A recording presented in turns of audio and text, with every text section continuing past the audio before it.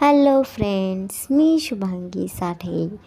तर आज या व्हिडिओमध्ये मी तुम्हाला फक्त आणि फक्त निसर्ग दाखवणार आहे. तर सर्वात पहिले ही आमच्या गावाकडची नदी, वाळुंबा नदी असं या नदीचं नाव आहे. त्यानंतर इकडे बघा कशा मुली मस्त एन्जॉय करत खेळत कपडे धुतात, खूप मस्ती करत होत्या त्या.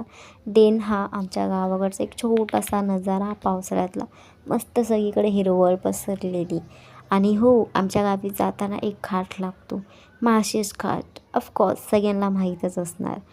माळशेज घाटामध्ये लिटरली दुपारच्या 2 वाजता धुके पडलेत. लेट्स इमॅजिन दुपारी 2 वाजता धुके पडले होते. आणि हा माळशेज घाटातला एक छोटासा हिरवळ नजारा.